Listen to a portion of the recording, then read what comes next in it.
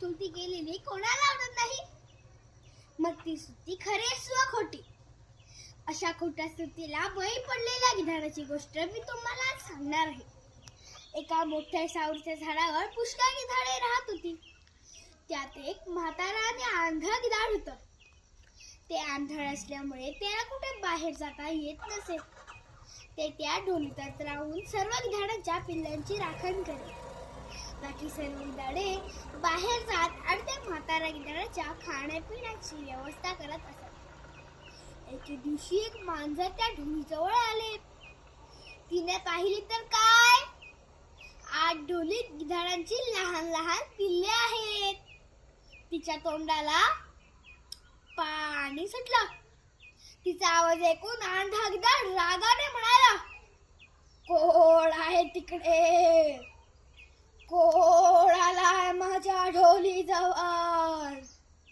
शत्रू असलास तर लगेच निघून जा, नाही तर मरण निश्चित.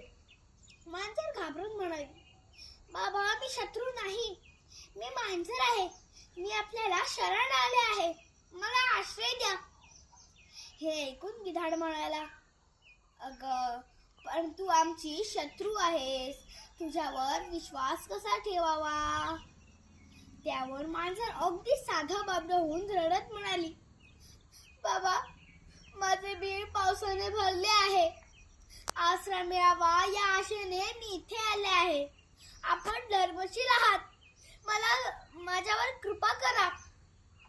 हे ऐकून गिधाड म्हणाला, अगं तू म्हणतेस ते कळतंय मला, पण आम्हाला कसं कळणार की तू आमची फसवणूक करत नाही म्हणून?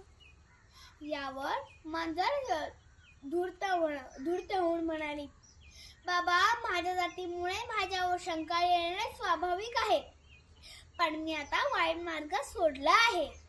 मी रोज स्नान करते, देवाची पूजा करते, स्तोत्र म्हणते, धर्मग्रंथ वाचते, तपश्चर्येला बसते. पापाचा मार्ग मी आता सोडला आहे. बिचारा आंधळा गिधाड साधं भोळं होतं. त्याला कुणालाही नाही म्हणायला जमतच नसे. मनात नसून सुद्धा त्याने मांजरीला तिथे राहण्यासाठी होकार दिला. त्या दिवसापासून मांजर रोज त्या ढोलीत येऊन म्हातारा गिधाडाशी गप्पा करायची व गोड गोड बोलून जाते वेळी 2-3 पिले आपल्या बरोबर न्यायची व विहिरीजवळ बसून खायची. हळूहळू गिधाडांची पिल्ले कमी होऊ लागली. एके दिवशी इतर गिधाडांच्या लक्षात हा प्रकार आला.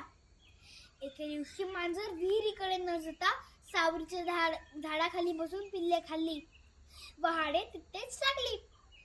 काही वेळातच बाकी गिधाडे घरी परत आली. पाहिले तर काय, झाडाखाली हाडे पडली होती. त्यातला एक गिधाड रडत म्हणाला, अरे देवा, ही तर आपल्याच पिल्लांची हाडे आहेत. याचा अर्थ एकच आहे की त्या म्हाताऱ्या गिधाडानेच आपल्या पिल्लांना खाल्लं असणार. हे म्हणता क्षणी बाकी सर्व गिधाडांनी रागाने त्या म्हाताऱ्या गिधाडावर हल्ला केला व त्याला मारून टाकलं. या सर्व प्रकारात ते लबाड मांजर मात्र सुखरूप राहिले. पण ते म्हाताऱ्या गिधाडाला आपल्या भोळेपणामुळे प्राण गमवावा लागला. तर मित्रांनो, तुम्हालाही सांगते, योग्य वेळेला नाही म्हणायला शिका व खोट्या स्तुतीला बळी पडू नका.